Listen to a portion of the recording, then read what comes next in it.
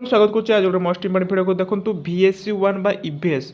तो देखंतु यूनिट 1 रो मो प्राय माने शॉर्ट माने सिलेक्शन क्वेश्चन हमको प्रोवाइड कर सारछि। तो देखंतु पार्ट 2 रे मो गोटे आ गोटे नवा भिडियो नै के आसे जोटा कि बहुत इंपोर्टेंट सिलेक्शन क्वेश्चन 5 मार्क रो एवं 2 मार्क रो आसी हमको।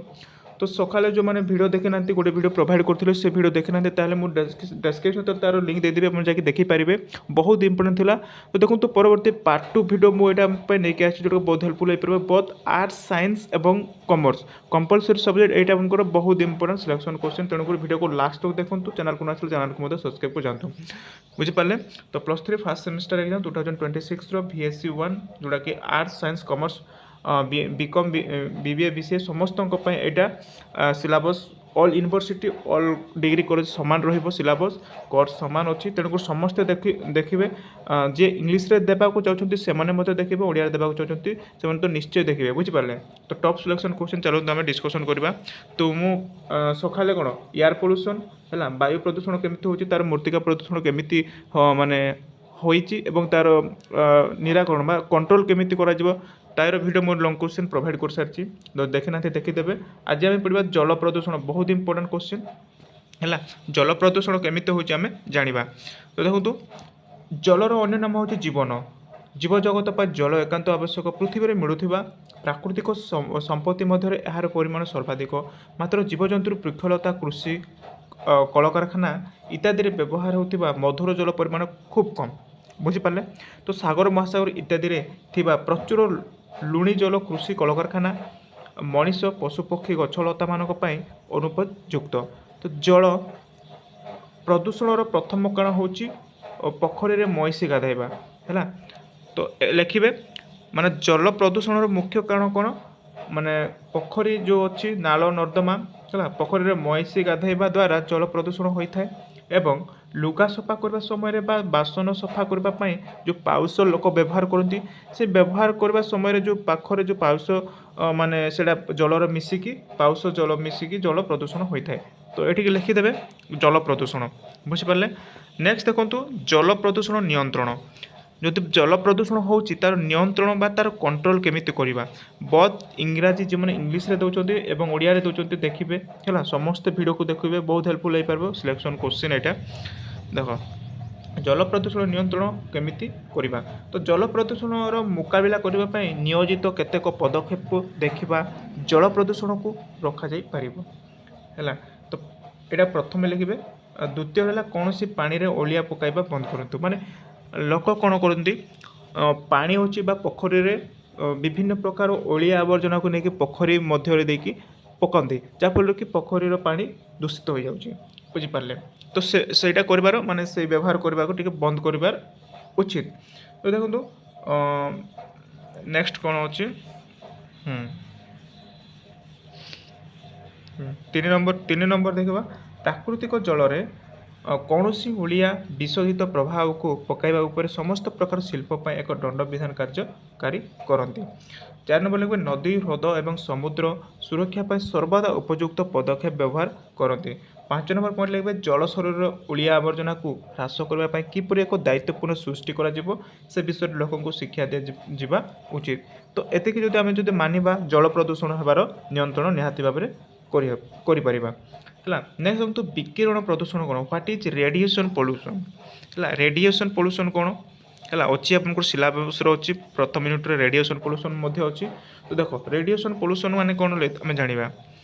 तो परिवेश मध्य सबुठार भयंकर धरणर प्रदूषण तेजस्क्रिय आणविक विकिरण द्वारा घटी थाए। तो अन्य जे कौन प्रदूषक तुलन में यार भयावहता कल्पना तीव्र भाव में भयंकर। तो परमाणु अस्त्र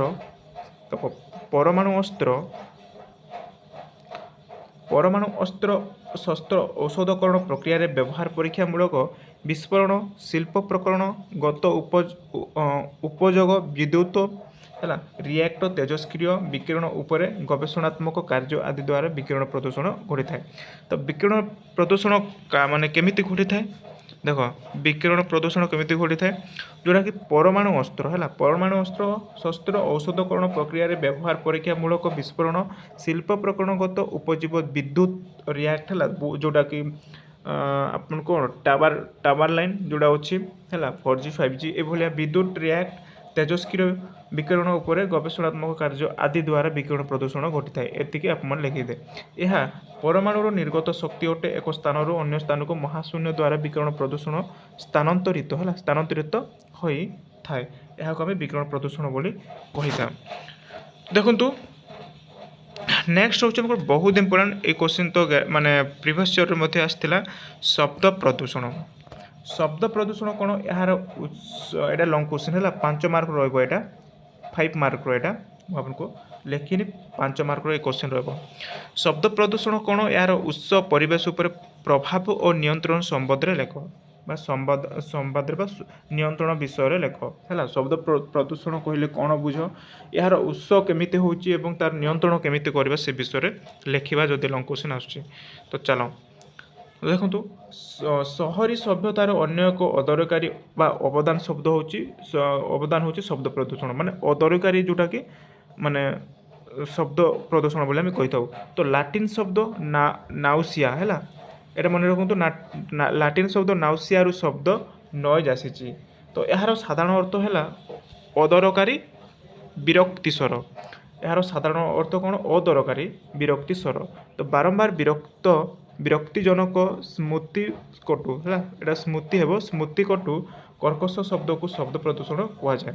ତ ଶବ୍ଦ ପ୍ରଦୂଷଣ କ'ଣ କାହାକୁ କୁହାଯାଏ? ବାରମ୍ବାର ବିରକ୍ତିଜନକ ସ୍ମୃତିକଟୁ କର୍କଶ ଶବ୍ଦକୁ, କର୍କଶ ମାନେ ଯେଉଁ ମାନେ କ'ଣ ମ୍ୟାରେଜ୍ ଫଙ୍କସନ୍ ହେଉ କିମ୍ବା ଯେକୌଣସି ଯାତ୍ରା ଫାତ୍ରା କିମ୍ବା ଯେଉଁ ପର୍ବପର୍ବାଣିରେ ଯେଉଁ ଆପଣମାନେ କର୍କଶ ବାଣ ବ୍ୟବହାର କରୁଛନ୍ତି ବା ଫୁଟାଉଛନ୍ତି, ତାହିଁରୁ ଶବ୍ଦ ପ୍ରଦୂଷଣ ହେଉଛି ହେଲା। ତାହାକୁ ଆମେ କହିଥାଉ କର୍କଶ ଶବ୍ଦକୁ ଶବ୍ଦ ପ୍ରଦୂଷଣ ବୋଲି କୁହାଯାଏ।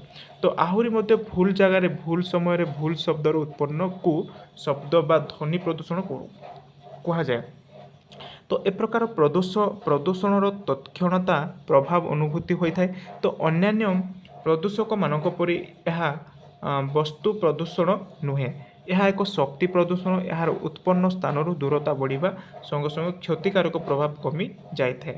ତ ଏଇଭଳିଆ ଲେଖିବେ, ବୁଝିପାରିଲେ। ତ ଦେଖନ୍ତୁ ଆଉ ଟିକେ ବୁଝିବା, ତାହେଲେ ବହୁତ ଭଲ କି ଲେଖା ହେଇଛି ଯେ ଆଧୁନା ଶବ୍ଦ ପ୍ରଦୂଷଣ କେବଳ ସହର ବଜାର କାହିଁକି ଗାଁ ଗହଳି ଶାନ୍ତି ପରିବେଶରେ ମଧ୍ୟ ଅନୁଭୂତି ହେଉଛି। ରାଇଟ୍ କଥା। ମାନେ ଗାଁ ଗହଳିରେ ଆପଣ ଟିକେ ମାନେ ଅନୁମାନିକ କରୁଥିବେ ଯେ ବହୁତ ପିସଫୁଲ୍ ଏରିଆ, ମାନେ ପିସଫୁଲ୍ ସେଠାରେ କିଛି ବି ଶବ୍ଦ ପ୍ରଦୂଷଣ କିଛି ଦେଖାଯାଏନି।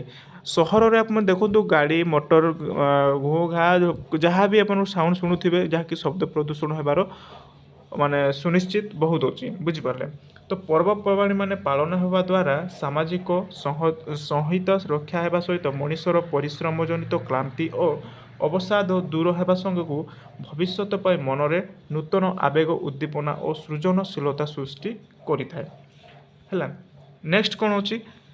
ତ ଏଇଠି ଦେଖନ୍ତୁ ରାସ୍ତାରେ ଗାଡ଼ି ମଟର ଶବ୍ଦ, କଳକାରଖାନାରେ ଘଡ଼ଘଡ଼ ଓ ଆବାଜ, ଶୋଭାଯାତ୍ରାରେ ହେଲା, ଶୋଭାଯାତ୍ରାରେ ଏଇଟା ଡାକବାଜି ଯନ୍ତ୍ରର ବ୍ୟବହାରରୁ ଓ ଅତ୍ୟଧିକ ମାନେ ଲୋକ ଗହଳି ସ୍ଥାନରେ ଶବ୍ଦ ପ୍ରଦୂଷଣ ହୋଇଥାଏ। ତ ଶବ୍ଦ ପ୍ରଦୂଷଣ କେମିତି ହୋଇଥାଏ? ମାନେ ଅନ୍ୟାନ୍ୟ ଦେଖ ରାସ୍ତାଘାଟରେ ଗାଡ଼ି ମଟର ଚାଲିବା ଦ୍ୱାରା ଶବ୍ଦ ପ୍ରଦୂଷଣ ହୋଇଥାଏ ବା ସାଉଣ୍ଡ ପଲ୍ୟୁସନ୍ ହୋଇଥାଏ ହେଲା। ଏବଂ ଗାଁ ମାନେ ଯେଉଁ ଜାଗାରେ ଗହଳି ମାନେ ଅଧିକ ଭିଡ଼ ଜମାନ୍ତି ହେଲା, ଭିଡ଼ରୁ ମାନେ ଲୋକ ଯେତେ ମାନେ ଭିଡ଼ ଯେଉଁଠି ଜମା କରନ୍ତି ସେଠାରୁ ଶବ୍ଦ ପ୍ରଦୂଷଣ ହୋଇଥାଏ। ଏବଂ